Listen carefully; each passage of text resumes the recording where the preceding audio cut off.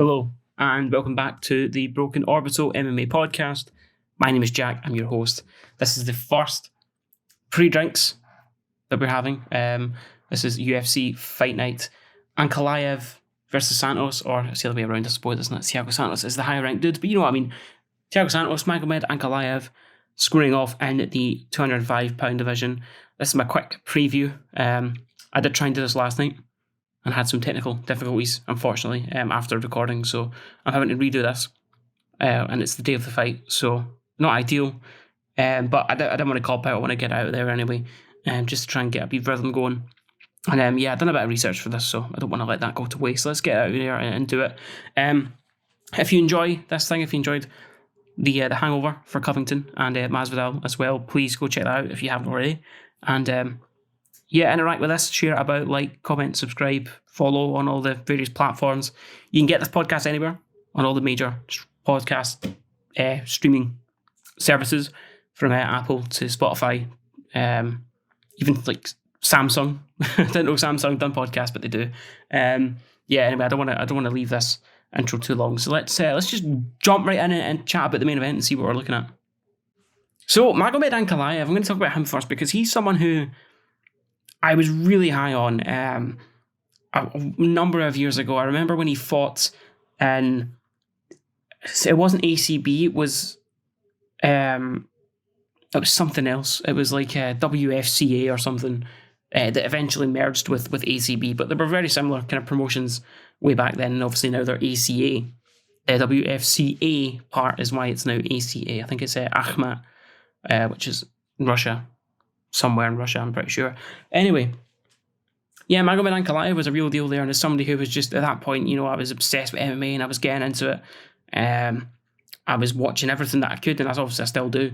WFC was one of those things, and he was fighting a guy called Wagner Prado, who I think was champion there in ACA, or not ACA, WFCA. Who's a UFC vet. He fought Phil Davis, of course, Mr. Wonderful. They fought once, I believe there was a no contest, and then they fought again, and Phil Davis, I think, submitted him in the UFC. Like, the Wagner Prado was like 8-0 coming into the UFC at that point, all those years ago. Had those two fights with Phil Davis. I think he fought again, I can't remember against who, and then he got cut. But he was like a real legitimate guy, and he went back and bounced back, and won.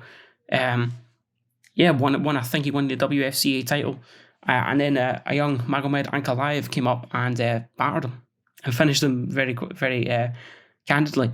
And of course, then from that point onwards, Magomed Ankalaev in his next fight fought against Maxim Grishin, or maybe it was the one before, I can't remember. But he fought against Grishin, who, of course, is familiar to people who are watching the UFC just now. He's a guy in the fought William Knight very recently, just in the last pay-per-view, I'm pretty sure it was.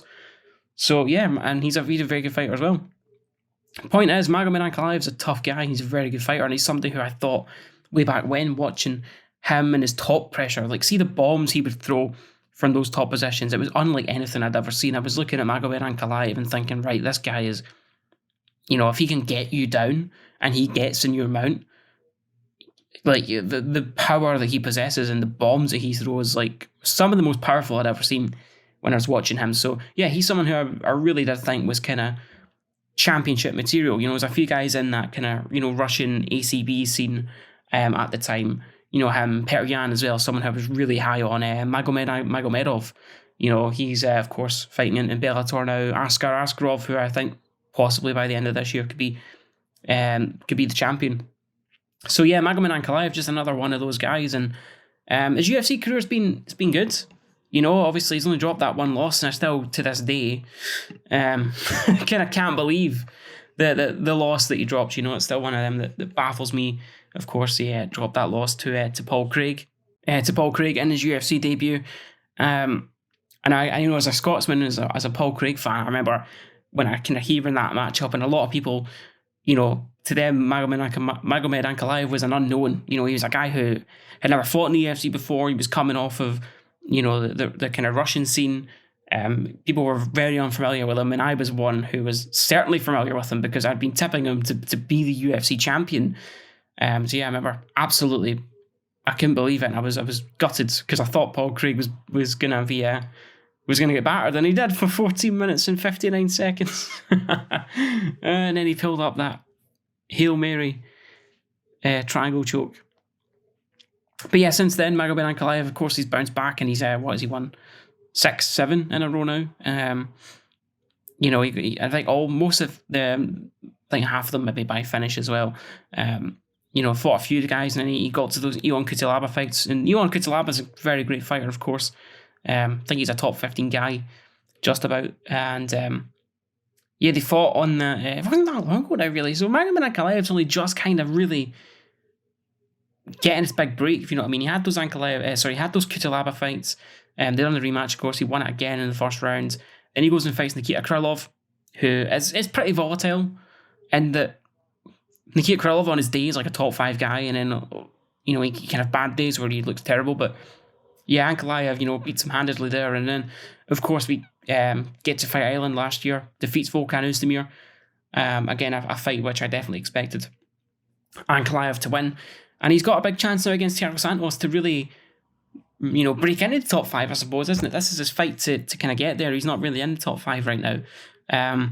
If you talk about Thiago Santos as well, of course, he's in a weird spot, I guess. You know, of course, he moved up to 205 a few years ago. Won a few in a row, fought Jimmy Manuwa. I think it was in Canada, December 2018.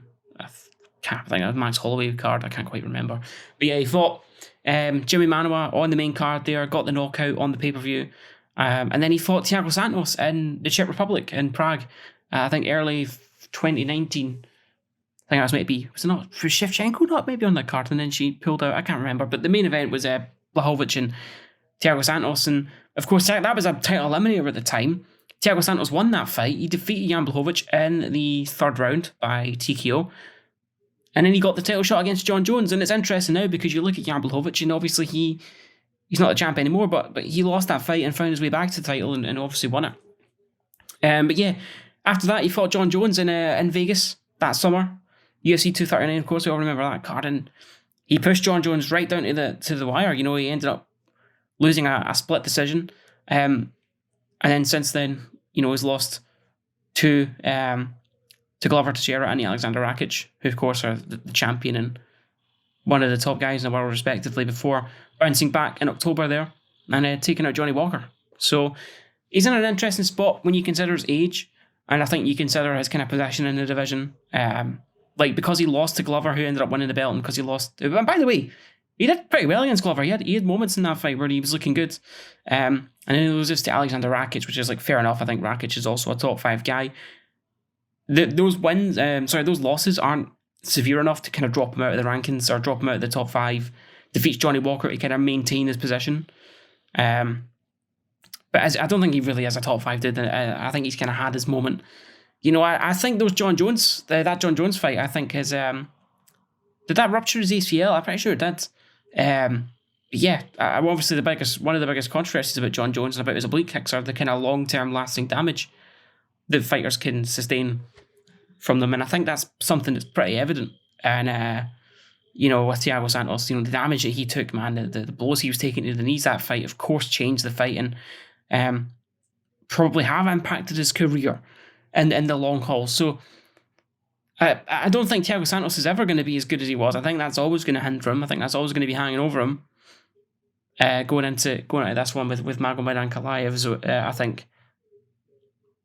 Yeah, I just don't really know what the matchmaking the process was here, because he's held on to his ranking, I suppose, fair enough, but you're feeding him to someone like Magomed Ankalaev, who's a young up-and-comer. I guess this is what they're trying to do, is see if Magomed Ankalaev, has he got this? Because there is ways for Thiago Santos to win this fight, you know, like, when Ankalaev is in, you know, striking range, he doesn't put a lot of pressure on you, which is a little weird when you consider what he does in the wrestling and how dominating he is when he, you know, in terms of getting the fight to the ground. But when you are on the feet, he isn't the most pressurizing of fighters.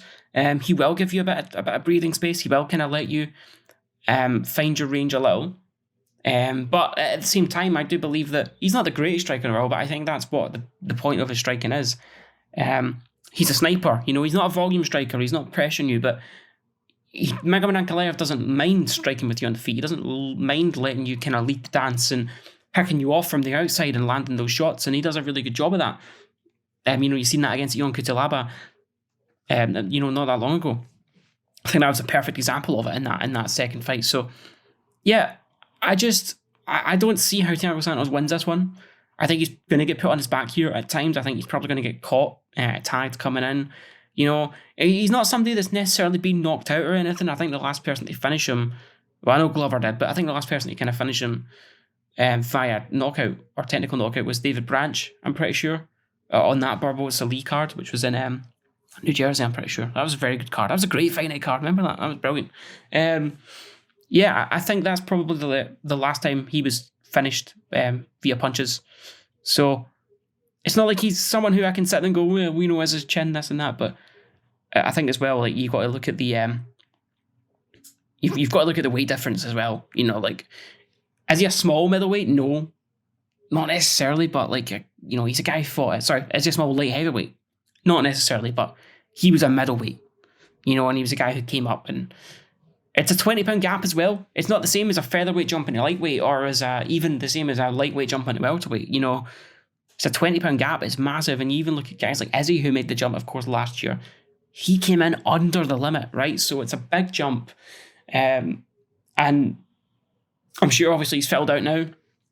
At 205, he's been a 205 for years. But yeah, he's going to be smaller than Magomed Ankalaev. I think he's probably got the better technique when it comes to being on the feet. But I do think Thiago Santos is probably going to lead the dance. I think he will if, I think there's avenues for him to win this fight on the feet. But I do think that he's probably going to get caught off Magomed Ankalaev. I think he's going to get taken down multiple times, and he may not get finished. He's a tough cookie. We've seen that in those John Jones fights. But I think the wrestling's going to be the difference here. I think Magomed Ankalaev will get him on the ground and he'll work with him.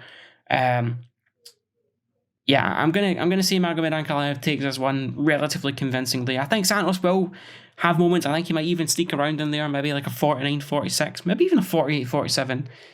But yeah, my official pick here is Magomed Ankalaev. I think he's going to get this one done. And for me, he's champion and waiting. And this is, I suppose, one of his biggest test to date, really, isn't it? It's to see whether he's top 5 or not. Because I think there has been some doubts about his ability from some people.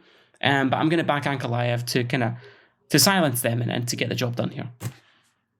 All right, co-main event, and these Vegas cards, these Apex cards, I think you've seen sometimes the standard drops a fair amount, and we are kind of left with poor main cards. I do like this card though. I think this is compared to what we've been getting. Sorry, this is quite a good one. And the co-main event is a very worthy fight night co-main event. We've got Magic Marlon Moraes taking on Song Yadong, and this is a make or break fight for both guys, right? This is a big one. Let's talk about Marlon Moraes first. Of course, he's on a 3-fight skid, which is very important to consider. He was someone who was always one of the top guys outside of the UFC, right? When he was at World Series of Fighting, when he was in there, he went on, he defended his belt like loads of times. He had maybe 1 or 2 weight issues, I think, but yeah, he was utterly dominant. I think he fought in the first ever World Series of Fighting card.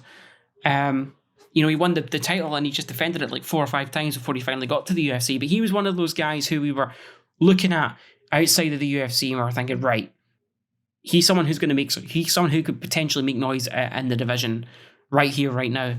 And yeah, he done a good job, I think, of kind of waiting and doing work outside the UFC, defeated the likes of Shima Moraes and stuff out in World Series of Fighting.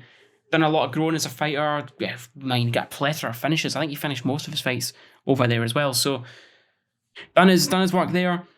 Finally gets a call for the UFC. I think he fought in Rio against Rafael Assunção and lost that fight via split decision, but he bounced back. It went on like a 3 or 4 fight win streak, including getting one back over Rafael Assunção in a main event, which I think also may have been in Brazil. But in between there, I think he defeated Jimmy Rivera. I think he defeated Aljamain Sterling with a knee. I'm pretty sure it was the strike that got him. And he worked his way to that vacant title with after TJ Dillashaw, of course, was suspended. The title was vacated. He fought Henry Cejudo, and he worked really well in that first round. He got going, and I think that was the first proper glimpse of seeing the biggest hole in his game at first glance, and that was his cardio. Marlon Moraes, we know what he's like. He's a fantastic kicker. His kickboxing is great. He's wonderful with his legs, but he kind of really, really, really knuckles down when throwing those strikes. I think he puts a lot into them. and I don't think he can kind of maintain the pace that he does, But I mean, like, and then I think we've seen that in that Cejudo fight. He got off to a great start in that first round. He had a lot of success, and then as we go into the second and the third, he starts to slow down. Henry takes over. He's got the gas tank, and Henry gets the finish at the end of that third round, and that's life. That's how it goes. And yeah, but I think that was the first time we've really seen that. And then you go to the next fight against Jose Aldo on pay-per-view and the Usman Covington 2 card. I think a lot of people actually felt that Jose Aldo won that fight, including myself. Marlon got the nod there. He then fights Corey Sandhagen, and I mean, that was a phenomenal finish from Corey Sandhagen. Fights Rob Font, loses that as well. And then in the Merab Zavishvili card, I think he also, if I remember correctly, he started okay, and he got going with a few combinations before eventually Merab takes him out. When he does slow down and Merab wears him out, we know what his style is like. He's just that sort of a fighter. I think we are seeing now that Marlon Moraes has a very glaring weakness in his game, and it's something that I think is probably going to get exploited here off of Song Yadong. Don't get me wrong, Marlon Moraes is obviously still, as I said, he's fantastic on the feet. He's got great kicks, fantastic kickboxer. If he starts, if he kicks well and if he sets up his combinations, then he's as dangerous as they come. Once he kind of starts firing on all cylinders. I know I use that term a lot when it comes to very technical strikers, but it's true, right? If he gets in a rhythm and he gets going and he's setting up his combinations and he's feeling it, he can knock you out.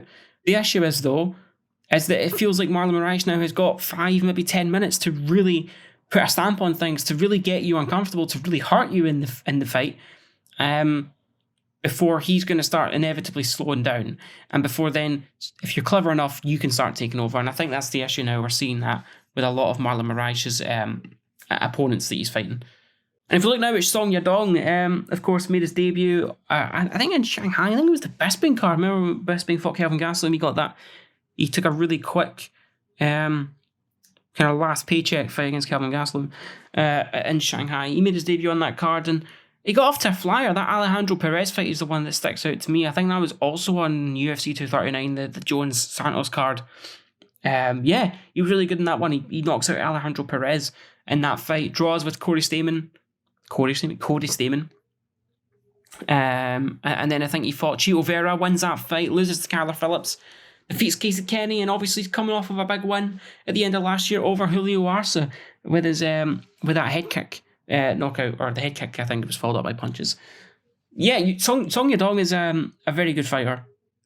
He's a good striker. He's not like super powerful by any means, but he kind of knows. He's very clever at making reads, and he's very clever at kind of knowing when to turn it on, right? Knowing when, knowing when to kind of bite down and on his punches. You know what I mean? Bite down his mouth guard, sorry, and throw his punches. He's very clever when it comes to that sort of side of his game, and I think that's something that's really going to help him in this fight with Marlon Moraes. As we said, Marlon Moraes he slows down. He's probably going to slow down.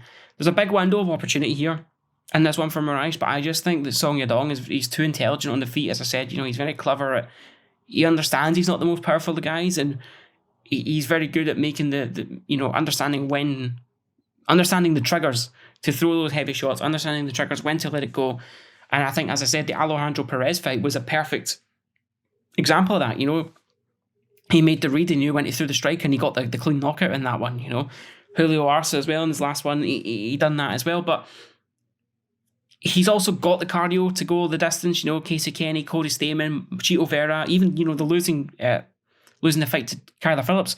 Those are all like kind of top 15 guys, maybe just outside the top 15 of a very stacked bantamweight division. And Song Yadong is absolutely in that same category as those guys. But point is, he went the distance with these guys, and he won 3 out of the 4 of them. Well, he won 2 out of the 4 of them, and drew one of them and lost the other. But yeah, they were very competitive fights, and he was right in there. Yeah, I just think that I can't see Marlon Moraes winning this in a round. I think I give him a round here before he's going to start to slow down, and before Song Yadong picks up the pace and is clever enough to make the reads, and I think he will do it. I think Song Yadong, I'm going to guess he finishes him in this one. I think he's probably going to finish him in the second or third round. I'm going to go with China's Song Yadong here to get the win in. Yeah, I think in general, this is a fight that I don't think is going to go the distance. I'd be pretty shocked if it did.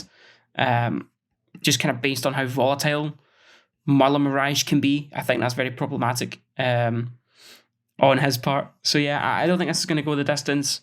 I think Song Yadong is a favourite, relatively heavy favourite. I think there's a reason for that. I'm gonna go with China's Song Yadong here to get the win and really crack into the top 10. And for Marlon Moraes, yeah, I mean, where does he go from here? I don't know.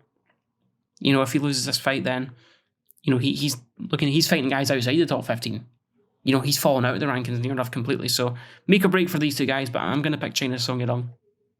Right, I'm gonna just try and rattle through the main card and hopefully not spend too long waffling on it. Considering we're kind of short for time anyway on this one. Super Sadiq Yusuf versus Alex Caceres. Caceres is one of those guys who's been, we've been watching for like the best part of the last decade, right? And he's always kind of been relevant. Like, he's always been in the UFC. I mean, he's not been cut or anything, and he's actually found his best form ever, really, isn't he? Riding this 5-fight win streak. He's live in this fight. He's a live dog in this fight, I think. Especially kind of the fact that, I think he's like, plus 1,000 to win by submission or something in this one, which is quite mental because he can definitely do it. I'm going to go with Sadiq Yusuf, though. I just think can take a leaf out of his former foe, Arnold Allen's book here, and I think he has like a top 10 guy in this division, and I just don't think Alex Caceres is that. He's quick, he's very technical on the feet, very slick on the mat. Khalil Roundtree Jr. versus Carl Roberson. Why is this on the main card? I don't know who to pick here, because I actually think Carl Roberson's a really good striker, technically. I think he fought Brendan Allen in his last fight, which is a tough outing for anybody. Brendan Allen's a really tough guy. Not the most impressive. I think Carl Roberson is obviously his issue is his wrestling. He cannot wrestle to save his life. I can't wrestle, and I think maybe I could beat him. It's a joke. But yeah, he can't wrestle. But I think for all that, his striking is very technically good, which is interesting for Carl Roberson. So yeah, I quite like him in a fight with a guy like Khalil Roundtree, who just is very inconsistent and, typically doesn't make the best of things. Obviously, Khalil's not going to wrestle him in this fight. Khalil's going to strike with him, and I think you definitely give Roundtree the power advantage in this fight. But I think I'm going to go with the slight favourite. I'm going to go with Carl Roberson here. I just think he's a better striker. I fancy him to get the better of the exchanges, but I don't necessarily like this fight all too much. We've got Drew Dober and Terence McKinney, a big, quick turnaround for T-Rex, and a big fight for T-Rex as well. The UFC definitely now starting to push him. And we all love Terence McKinney. He's a hero online, on MMA Twitter. He's fighting against Drew Dober, a guy who had a little bit of a surge over the past kind of couple of years, of course. He fought Alexander Hernandez. I kind of got into those rankings, and then he fought Islam Makhachev, as you do, and the rest is history, right? Another guy, Drew Dober, who had been in the UFC for a long time. Again, probably almost, I'm just getting old, probably almost a decade now, because I remember him in the UFC way back when. I remember him fighting the likes of Scott Holtzman. Even before then, I think he fought Efran Escuerdo, of course, the Mexican. I think he fought Sergeant Nick Hine as well in Germany. I'm showing I'm not old by any means, but I've been around this sport for a little while. So Drew Dober was there, and he was never anything special. Lost to the likes of Beal Dariush. Got wins over Frank Camacho. I think he lost to Olivier Aubin-Mercier as well. But yeah, here he is now. He's got a fight against T-Rex, which was meant to be Ricky Glenn, I'm sure. Rick Glenn.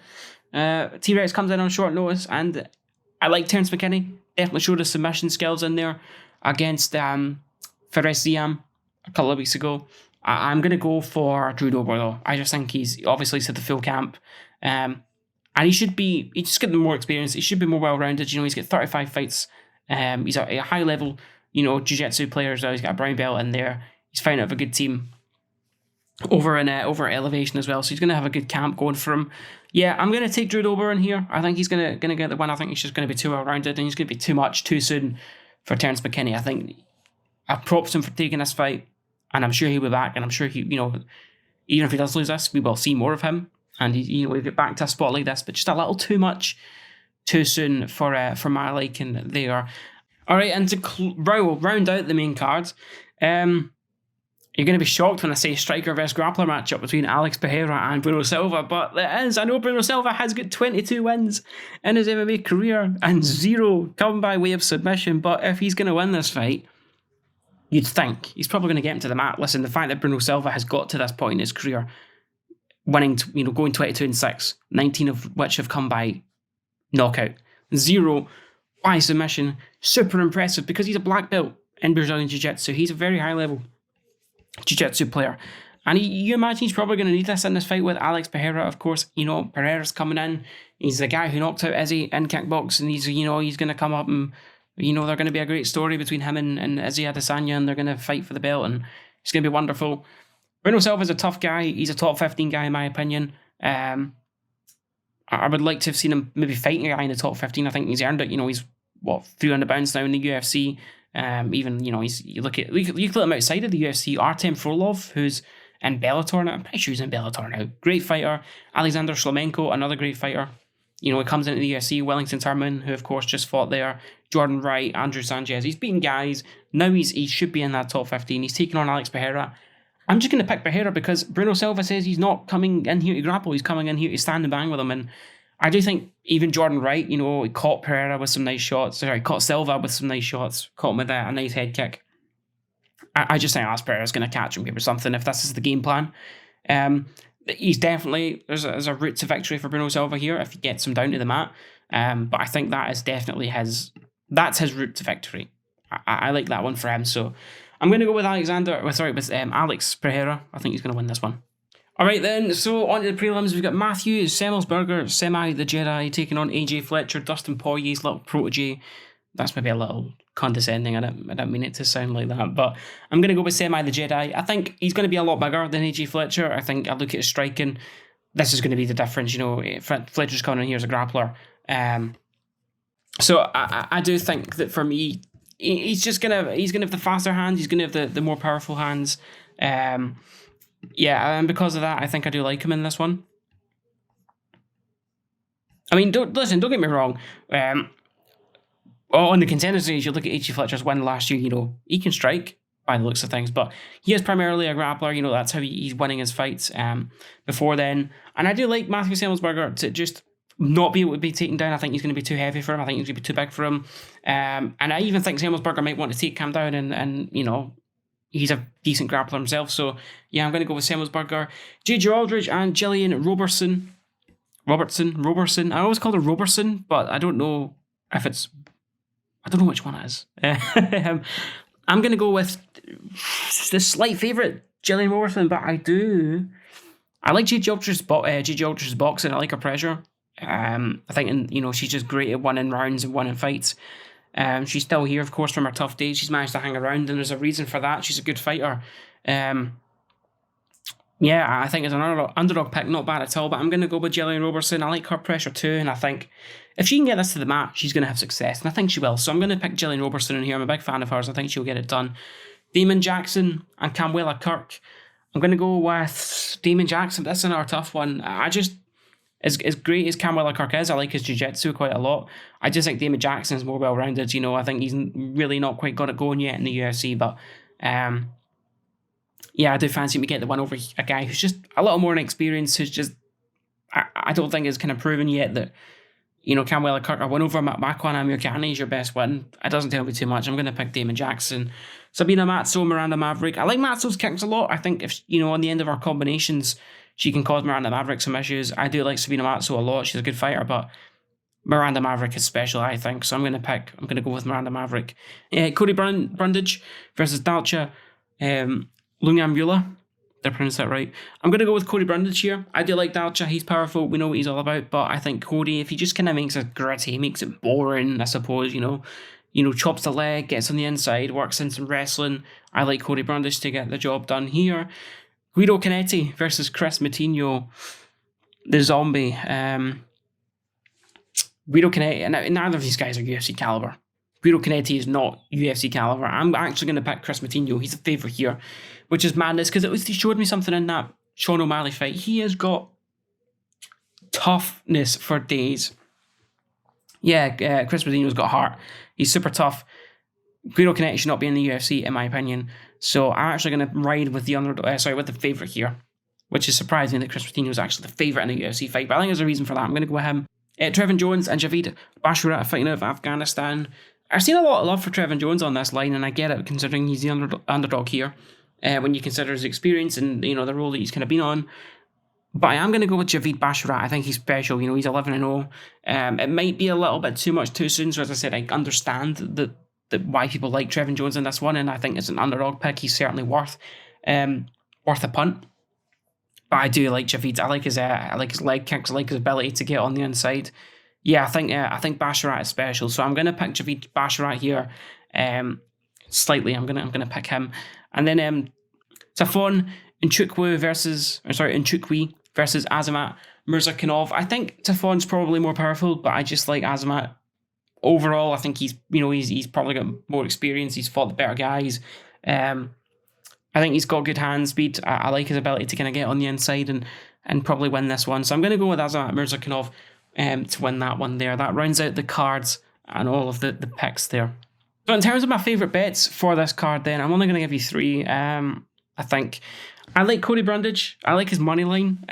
Just as I said, I think there's definitely a path to victory for him to get this job done. And I think as an underdog, I actually quite fancy him. So I'm going to go with Cody Brundage here. And that one, maybe Damon Jackson's money line as well. I quite fancy that too. I think it's quite hard to find value on this card, I'm not going to lie. Or maybe not hard. I think there is value on this one. A lot of the lines are really close, but I think they're justified in this sort of an instance. So, yeah, I think I like those two. And I'll give you one more. I'm going to say...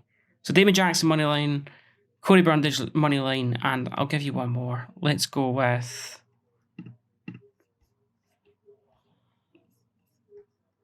I was going to say Azamat Murzakanov fight to go over 1.5, but it's not quite what I'd like it to be. Maybe the JJ Aldridge, Jillian Robertson fight to go the distance. I'm not necessarily sure if it will or not. I think if Jillian Robertson gets us on the mat, she could definitely finish this one. But yeah, I think that those are my three best bets on this card. Then, if you enjoyed this, let me know. Please follow me on Twitter. Follow us on Twitter at @BrokenOrbital_. Also on Instagram and TikTok at BrokenOrbital MMA. Listen to this anywhere: Spotify, YouTube, Amazon, Samsung, Apple Podcasts, for all of them. We'll be back next week for UFC Vegas, Santos versus Ankalaev, The Hangover, and we will be previewing next week's card, which I believe is UFC London. So I'm very familiar with all these fighters. I can't wait for this one. Yeah, I'm buzzing for that. We're definitely going to be doing a lot around that as well. Thank you so much for your time. I hope you enjoy it. Enjoy the fights this Saturday, and yeah, I hope to see you soon. So yeah, thank you. Bye bye.